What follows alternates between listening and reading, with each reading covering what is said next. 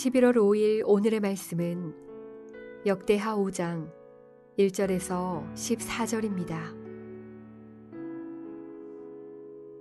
솔로몬이 여호와의 전을 위하여 만드는 모든 일을 마친지라. 이에 솔로몬이 그의 아버지 다윗이 드린 은과 금과 모든 기구를 가져다가 하나님의 전 곳간에 두었더라. 이에 솔로몬이 여호와의 언약궤를 다윗성 곧 시온에서부터 메어 올리고자 하여 이스라엘 장로들과 모든 지파의 우두머리 곧 이스라엘 자손의 족장들을 다 예루살렘으로 소집하니 일곱째 달 절기에 이스라엘 모든 사람이 다 왕에게로 모이고 이스라엘 장로들이 이름에 레위 사람들이 궤를 매니라. 궤와 회막과 장막 안에 모든 거룩한 기구를 메고 올라가되 레위인 제사장들이 그것들을 메고 올라가매 솔로몬 왕과 그 앞에 모인 모든 이스라엘 회중이 궤 앞에서 양과 소로 제사를 드렸으니 그 수가 많아 기록할 수가 없고 셀 수도 없었더라. 제사장들이 여호와의 언약궤를 그 처소로 메어 드렸으니 곧 본전 지성소 그룹들의 날개 아래라.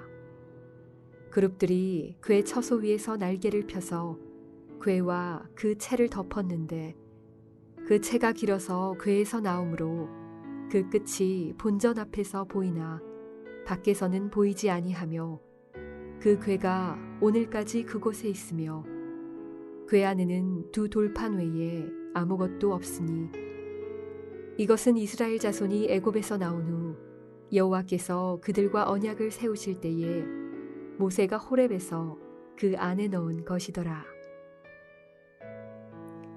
이때에는 제사장들이 그 반열대로 하지 아니하고 스스로 정결하게 하고 성소에 있다가 나오매 노래하는 레위 사람 아삽과 헤만과 여두둔과 그의 아들들과 형제들이 다 세마포를 입고 제단 동쪽에 서서 재금과 비파와 수금을 잡고 또 나팔 부는 제사장 120명이 함께 서 있다가 나팔 부는 자와 노래하는 자들이 일제히 소리를 내어 여호와를 찬송하며 감사하는데 나팔 불고 재금 치고 모든 악기를 울리며 소리를 높여 여호와를 찬송하여 이르되 선하시도다 그의 자비하심이 영원히 있도다 하매 그때에 여호와의 전에 구름이 가득한지라.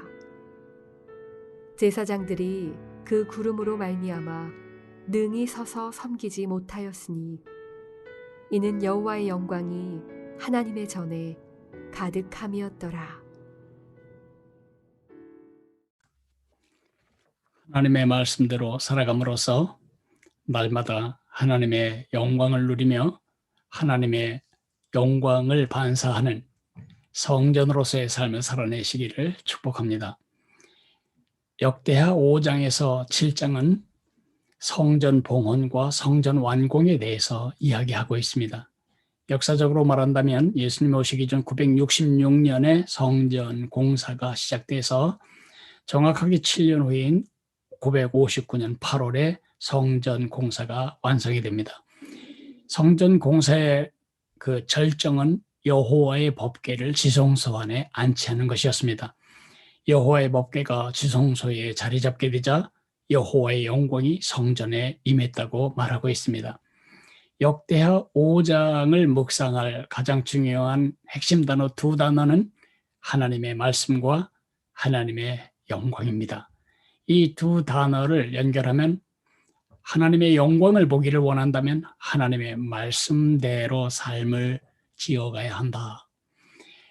하나님의 말씀대로 삶을 세워갈 때에 우리 삶은 하나님의 영광을 드러내는 성전이 된다. 그렇게 요약할 수가 있겠습니다. 오늘 5장 14절을 보면 여호와의 전에 구름이 가득한지라 제사장들이 그 구름으로 말미암아 능히 서서 섬기지 못하였으니 이는 여호와의 영광이 하나님의 전에 가득함이었더라라고 말하고 있습니다. 하나님의 말씀대로 성막이 완성되었을 때 하나님의 영광이 임한 것입니다.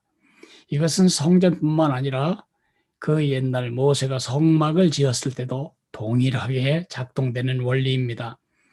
누가 성막을 디자인했습니까? 하나님께서 하셨습니다. 모세가 한 것이 아닙니다.